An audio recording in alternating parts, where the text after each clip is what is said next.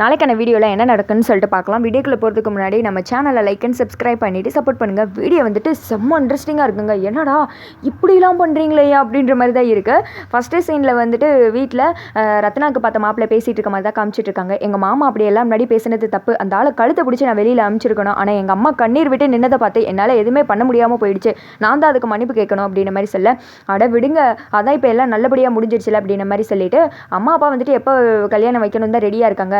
சரி நான் உங்ககிட்ட பேசிட்டு சொல்கிறேன் அப்படின்னு சொல்லிட்டு இவங்க எல்லாரும் வந்துட்டு கிளம்பிடுறாங்க. அடுத்து சண்முகமும் பரணி எல்லாருமே வீட்டுக்கு வர்றாங்க. அண்ணே கொஞ்ச நேரத்துக்கு முன்னாடி வந்திருக்க கூடாதா, இப்போ தான் சின்ன மாமா வந்துட்டு போனாங்க அப்படின்ற மாதிரி சொல்ல, மாமாவா அப்படின்ற மாதிரி வந்துட்டு ஷாக் ஆகி போய் பார்க்குறாங்க. என்ன ரொம்ப ஷாக் ஆகுற மாதிரி தெரியுதே அப்படின்ற மாதிரி அவங்க அப்பா வந்துட்டு கலாய்க்கிறாரு. யோ ஓட்ட வை கொஞ்சம் வாய் மூடியா அப்படின்னு சொல்லிட்டு சண்முகம் வந்துட்டு வாய்க்குள்ளே உடம்ப ஒருத்தி வந்துட்டு அவரை வீட்டுக்குள்ளேயே விட மாட்டேன்னு சொன்னாராமா அப்படின்னு சொல்லிட்டு பரணி வந்துட்டு கிண்டல் பண்ணுறாங்க. ஆமாம் இந்த நல்ல விஷயம் எப்படி நடந்துச்சு அப்படின்ற மாதிரி கேட்க, இல்லை நான் வந்துட்டு ஸ்கூல் முடிஞ்சு வீட்டுக்கு வர்றதுக்காக வெயிட் பண்ணிட்டு இருந்தேன், அவர் ஏதோ சரி நான் கஷ்டப்படுவேன்னு சொல்லிட்டு என்னை வீட்டில் விடுறதுக்காக கூப்பிட்டாரு, நான் வரமாட்டேன்னு சொன்னதுனால கையை பிடிச்சி வான்னு சொன்னார், அதை 2 கிறுக்கு பசங்க தப்பாக நினச்சிட்டு அவர் வந்து அடிக்க பார்த்துட்டாங்க. அது மட்டும் கிடையாது, நான் கொஞ்சம் தடுக்கலைன்னா அடிச்சே கொண்டிருப்பாங்க, அதனால தான் நான் அவர் கூட ஏறி வர்ற மாதிரி ஆயிடுச்சு அப்படின்ற மாதிரி சொல்ல, ஆஹாமே என்ன இப்படிலாம் பேசிகிட்டு இருக்க, அடிச்சிருக்க மாட்டாங்களே சும்மா அடிக்கிற மாதிரி அடிச்சிருப்பாங்க அப்படின்ற மாதிரி சொல்ல, இல்லை அந்த பொசுக்கட்ட பையனுங்க அப்படி தான் செஞ்சாங்க, அவங்க கொள்ளையில் போக அப்படின்ற மாதிரி வந்துட்டு ரத்னா திட்ட, இல்லை அப்படிலாம் திட்டாதலே அப்படின்னு சொல்லிட்டு சண்முகம் சொன்னதும், அதுலேயும் அந்த செவப்பு சட்டக்காரன் ரொம்ப கோவக்காரன் ஆனால் மெதுவாக அடிச்சிருப்பான் அப்படின்ற மாதிரி பக்கத்தில் இருக்கிற சண்முகம் தோஸ்து சொல்ல, ஓஹோ அப்போ அந்த செவப்பு சட்டை நீங்கள் தானா அப்படின்ற மாதிரி ரத்னா கேட்க, ஏ உடங்குடி வாயை வச்சுட்டு நீ சும்மாவே இருக்க மாட்டேல இப்படி போட்டு விட்டேல அப்படின்னு சொல்லிட்டு எல்லாருமே சேர்ந்து பயங்கரமாக ஃபன் பண்ணுறாங்க. அடுத்த சைடு வந்துட்டு ஜோசியரை வந்துட்டு வர வச்சிருக்காங்க. சண்முகத்தோட அப்பா வந்துட்டு எதுக்குடா ஜோசியர், அதான் ரத்னா கல்யாணத்துக்கு தேதியெல்லாம் குறிச்சிட்டோமே இனிமே எதுக்கு அப்படின்ற மாதிரி கேட்க, ரத்னா கல்யாணத்துக்கு இல்லை இது உங்களோட கல்யாணத்துக்கு அப்படின்னு சொன்னதும் சுடமணி சொல்கிறாங்க, இப்போ இருக்கிற டென்ஷனில் இதெல்லாம் தேவையா, நமக்கு ரத்னாவோட கல்யாண செலவே வந்துட்டு ஏகப்பட்டதாக போய்கிட்டு இருக்கோம், இதில் நீ வேற இதை வேற இழுத்து வைக்கிறியா, அதெல்லாம் ஒன்று வேணாம் அப்படின்ற மாதிரி சொல்ல, இந்த திக்கம் வந்துட்டு அவங்க அப்பா சொல்கிறாங்க, ஆமாம் காலான காலத்தில் கிழவனை தூக்கி மனையில் வையின்ற மாதிரி எங்களுக்கு எதுக்குடா இந்த வேலை அப்படின்ற மாதிரி சொல்லிட்டு இருக்க, அதெல்லாம் இல்லை உங்களுக்கு கல்யாணம் நடத்தணும் அப்படின்ற மாதிரி சொன்னது கனி சொல்கிறாங்க, சும்மா இருப்பா அவங்க கல்யாணத்தை நான் பார்த்ததே இல்லை பார்க்கணும் அப்படின்ற மாதிரி சொல்ல, இல்லை நீ பார்க்கலையா நானும் பார்த்ததில்லை அப்படின்ற மாதிரி சண்முகம் சொல்ல, என்னே நீயுமே பார்க்கலையானே நெசமாவானே எங்கனே போனேன் கடைக்கு போயிட்டியா அப்படின்ற மாதிரி சொல்ல, ஆமாம் கடலை மிட்டாய் வாங்கி தந்தேன், யாரா இவ போக்கிட்டவ போ அந்த ஸ்டூல் எடுத்து போடு பாய விரி அப்படின்ற மாதிரி சொல்லிட்டு கனியை வந்துட்டு அமுச்சு விட எல்லாருமே சிரிக்கிறாங்க. அடுத்து வந்துட்டு அவர் வந்துட்டு ஜோசியை பார்க்குறாரு நல்ல நாள் குறிக்கிறதுக்காக, அப்பாவுக்கு வந்துட்டு ஜோசிய புக்கு கிடையாது, அதனால பார்த்து ஒரு நல்ல நாளை குறிங்க அப்படின்ற மாதிரி சொல்ல, அவர் ஒரு நல்ல நாளை குறிக்கிறாங்க, இந்த நாளில் வைங்க நல்லா இருக்கும் அப்படின்ற மாதிரி சொல்லிட்டு இந்த பொருட்கள்லாம் வாங்கிருங்க அப்படின்னு சொல்லி பொருளை எழுதி கொடுத்துட்டு கிளம்பிடுறாங்க.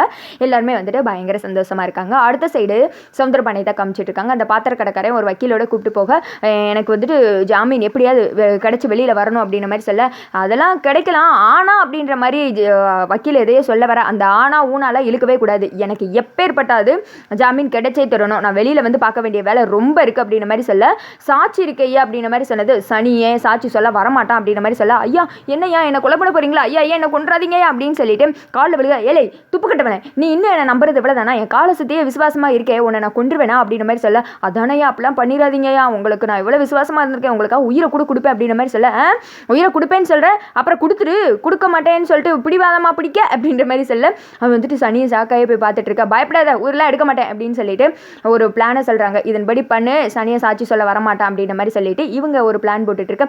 அடுத்து இன்னொன்று இந்த கேரளாக்காரன் மகன் இருக்காம்ல அவனுக்கு ஃபோன் போட்டு இங்கே வர சொல்லு, அவனுக்கு ஒரு வேலை இருக்குது அப்படின்னு சொல்லிட்டு அமுச்சு விட்டுற. அடுத்த சைடு வந்துட்டு பாத்திர கடைக்காரன் இந்த கேரளாவிலேருந்து அந்த பையனை வந்துட்டு வர வச்சுற, அவனு வந்துட்டு வந்து நிற்கான், இந்த ஐயா அவங்ககிட்ட பேசணும்னு சொன்னாங்க அப்படின்னு சொல்லிட்டு ஜெயிலில் இருக்கிற ஒரு போலீஸ் கால் பண்ணி கொடுக்க, அவர் வந்துட்டு சவுந்தரபாண்டி கிட்ட ஃபோனை கொடுக்குறாங்க, அத்தடியாத்தா அக்கா சொன்னதில் சரிதான், இப்படி தான் பெரிய அரசியல்வாதிகளாம் அரெஸ்ட் ஆகி உள்ளே இருக்கும்போது இப்படி தான் போன கொடுப்பாங்க விட இந்த நாடு விளங்கிரும் அப்படின்னு சொல்லி ஃபோன் பேச ஆரம்பிக்கிறாரு. ஏலே ஓ அப்பனுக்கு நாளில் சுடாமணி அவள் வெளியில் வந்துட்டு அவளுக்கு 60 கல்யாணம் வேற பண்ணுறதா கேள்விப்பட்டேன், அவளை உயிரோட விடாதலே அப்படின்ற மாதிரி சொல்ல, இதுக்காண்டி தானே இவ்வளோ வருஷம் காத்துட்டு இருந்தேன், அவளை கொல்லாமல் விட மாட்டேன், துப்பாக்கியெல்லாம் இருக்குது அப்படின்ற மாதிரி அவனு சொல்லிட்டு இருக்க, சுடாமணி நீ க்ளோஸ்லே அப்படின்ற மாதிரி சவுந்தரபாண்டி அங்கிட்ட பேசிகிட்டு இருக்காரு. அடுத்து வந்துட்டு முத்துப்பாண்டி கோவிலில் நிற்கிற மாதிரி காமிச்சிட்டு இருக்காங்க.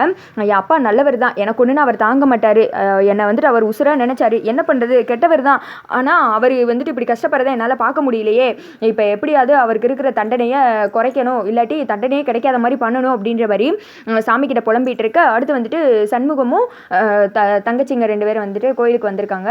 எதுக்கு நீ கோயிலுக்கு வந்திருக்கோம் அப்படின்ற மாதிரி சொல்லிட்டு சவுந்தரபாண்டியை உள்ளே போட்டாங்களா அதை கொண்டாடவா அப்படின்ற மாதிரி கேட்க, ஆமலே ஆமலே வா அப்படின்னு சொல்லி கூட்டு போயிட்டு இருக்க முத்துப்பாண்டி வந்துட்டு காதில் ஹெட்செட்டை வச்சுட்டு ஃபோன் பேசிகிட்டு இருக்காங்க. எங்கள் அப்பாவுக்கு வந்துட்டு தண்டனை கிடைக்கக்கூடாது அப்படின்ற மாதிரி அதை வந்துட்டு கனி கேட்டுறாங்க. நான் நீங்கள் சொன்னது எல்லாத்தையும் கேட்டுட்டேன் அப்படின்னு சொல்லிட்டு கனி குடுன்னு ஓடி போகிறாங்க. போயிட்டு வந்துட்டு சண்முகத்துக்கிட்ட சொல்லியிருப்பாங்க கூட சண்முகமும் முத்துப்பாண்டி அந்த இடத்துல வச்சு சண்டை போடுறாங்க. இவையெல்லாம் திருந்தவே மாட்டான் அப்படின்னு சொல்ல முத்துப்பாண்டி வந்துட்டு அங்கேருந்து கிளம்பிடுறாங்க. அடுத்து வந்துட்டு வீட்டுக்கு வந்தால் அந்த இடத்துல வந்துட்டு வெளியில் ரவுடிங்கெல்லாம் நின்றுட்டு இருக்காங்க. ஏய் இங்கே வரைக்கும் வந்தீங்கன்னா சந்தேகப்பட மாட்டாங்களா? இந்த பணம் சனியை வந்துட்டு சாட்சி சொல்கிறது கோர்ட்டுக்கு வரக்கூடாது. அப்படி நீங்கள் இந்த பிளானை சொதப்புனீங்கன்னா எல்லா கேஸும் உங்கள் மேலே போட்டு உள்ளே தள்ளிடுவேன் அப்படின்னு சொல்லிட்டு முத்துப்பாண்டி வந்துட்டு வீட்டுக்குள்ளே போக அங்கே வந்துட்டு முறை செய்கிறதுக்காக லிஸ்டெல்லாம் போட்டு எழுதிட்டு இருக்காங்க. சிவபாலா எல்லாரும் சேர்ந்து அந்த இடத்துல என்ன இது செய்முறையா அப்படின்னு கேட்க, ஆமலே உங்கள் அப்பா இனிமேல் இல்லைன்னு ஆயிடுச்சு. என்னம்மா இப்படி பேசிகிட்டு இருக்கா? அப்பா தான் இருக்கார்ல, ஜெயிலில் இருக்காரு அப்படின்ற மாதிரி முத்துப்பாண்டி ஷாக் ஆகுறாங்க. அதான் ஜெயிலில் இருக்காரு, அவரெல்லாம் வந்து சீர் செய்ய முடியாதுல. நாளைக்கு என் அண்ணனுக்கு மதினிக்கு கல்யாணம், அதனால் அவங்களுக்கு நமக்கு தான் சீர் செய்யணும் அப்படின்ற மாதிரி சொல்ல, அதுக்கு எதுக்கு நான் நீங்களே பண்ணிருங்க அப்படின்ற மாதிரி சொன்னேன். என்ன இப்படி பேசுகிறீங்க? உங்களுக்கு மருமகனும் நீங்கள் தானே, அதனால் நீங்கள் தான் பண்ணணும் அப்படின்ற மாதிரி சொல்ல, இல்லை எனக்கெல்லாம் நிறைய வேலை இருக்குது, அதனால் நீங்கள் போய் பண்ணுங்க அப்படின்னு சொல்லி இசைக்கு சோகமாக முடிஞ்சு வைக்கிறாங்க. அதோட பார்த்தீங்கன்னா வீடியோ வந்துட்டு முடிஞ்சிருது.